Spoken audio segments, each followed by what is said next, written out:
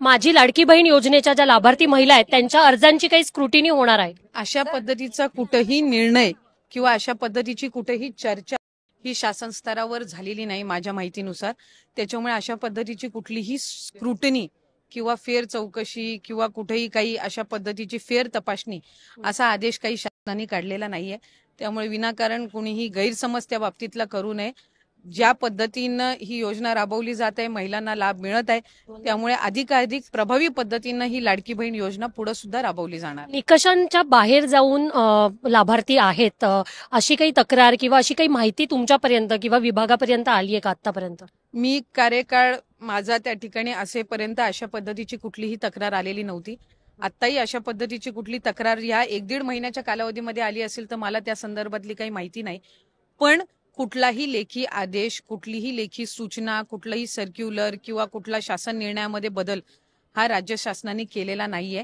त्याच्यामुळे अशा पद्धतीनं कुणीही गैरसमज पसरवूही नाही आणि कुणी करूनही घेऊन. पण आदिती जी अनेकदा असं होतं की योजनेचे जे निकषाबाहेरचे लाभार्थी असतात त्यांच्यावर जनरली कंट्रोल केलं जातं किंवा त्यांचा जो निकषाच्या बाहेरचे ज्या केसेस आहेत त्याचा एक पुनर्विचार केला जातो. काही दिवसांपूर्वी मुख्यमंत्री फडणवीस सुद्धा याबद्दल बोललेले होते, तर असं काही विचार आहे का? नाही, खरं तर आपण जर आज लाभार्थ्यांची संख्या बघितली तर ती 2,35,00,000 पेक्षा अधिक आहे. बहुतांशी 90-99% जी काही स्क्रुटिनीची प्रोसिजर आहे ही त्याही वेळेला केलेली होती. बऱ्याचशा वेळेला डीबीटी आम्ही करत असताना जर एखादी कुठलं फ्रॉड आढळलं तर ते आम्हाला त्यावेळेला लक्षात यायचं आणि तशा पद्धतीनं ते डीबीटी थांबवलं जायचं. त्यामुळे स्क्रुटिनी समजा पुढं मागं जर शासनाने तो निर्णय करायचा घेतला तरी तो काही सगळ्यांसाठी नसणार आहे.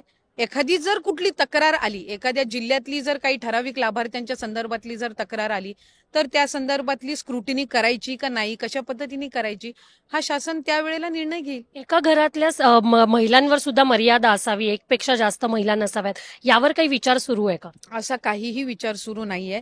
खरं तर कुठेही आत्ता जे लाभार्थ्यांची संख्या आहे ती कमी करणं, वाढवणं किंवा त्याच्यामध्ये आणखीन काही निकष घालणं, अजून काही त्याची फेर चौकशी करणं, स्क्रुटिनी करणं अशी कुठलीही चर्चा शासन स्तरावर अधिकाऱ्यांमध्ये, विभागामध्ये किंवा राज्य शासनाच्या म्हणजे मुख्यमंत्री महोदय किंवा उपमुख्यमंत्र्यांच्या बैठकीत सुद्धा साधी झालेली नाही. विरोधकांनी आरोप केलाय की आता निवडणुका झाल्या, निकाल आला आणि आता तुम्ही त्यावर एक निर्बंध आणताय किंवा मर्यादा आणताना दिसत. मला वाटतं कुठं निर्बंध आणलेला आहे, कुठं लेखी आदेश काढलेले आहेत, कुठं काय केलेलं आहे. विरोधकांनी सुरुवातीपासूनच या योजनेवर डोळा ठेवून गैरसमज करण्याचा प्रयत्न केलेला आहे. टीका तर पहिल्या दिवसापासून या योजनेवर होते, पण आज सर्व लाडक्या बहिणींनी 3 भावांची साथ दिलेली आहे आणि ती महाराष्ट्राच्या जनतेने आणि देशाने सुद्धा पाहिलेली आहे. त्याच्यामुळे आता विरोधक काय बोलतात याला महत्व आम्ही सुद्धा देत नाही आणि लाडक्या बहिणी सुद्धा देत. मी महिला व बालकल्याण विभाग हँडल केला, आता पुन्हा एकदा मंत्रिपदाची त्या विभागासाठी शपथ घेणार. मला वाटतं या संदर्भामध्ये जे वरिष्ठ आहेत ते ठरवतील. शेवटी जी जबाबदारी आपल्याला दिली जाते ती योग्य पद्धतीनं पार पाडणं हे आपल्या हातात असतं. त्या 1.5 वर्षाच्या कार्यकाळामध्ये महिला व बालविकास विभाग अधिकाधिक सक्षमपणे चालवण्याच्या दृष्टिकोनातून मी काम केलं. त्याच्यामुळे पाहूयात आता पुढे. धन्यवाद आमच्याशी बोलल्याबद्दल.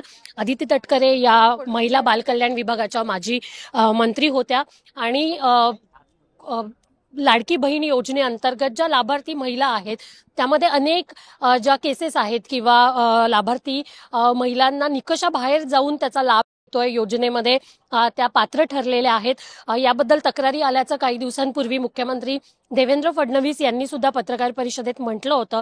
मात्र मग या अर्जांची छाननी होणार का, म्हणजे स्क्रुटिनी होणार का, हा एक मोठा प्रश्न आहे. पण अशा पद्धतीनं जर स्क्रुटिनी झाली तर मोठ्या संख्येने लाभार्थी महिलांची संख्या यात कमी होऊ शकते असा अंदाज सुद्धा वर्तवला जातोय. व्हिडिओ जर्नलिस्ट शार्दुल कदमसह दीपाली जगताप, BBC न्यूज मराठी, मुंबई.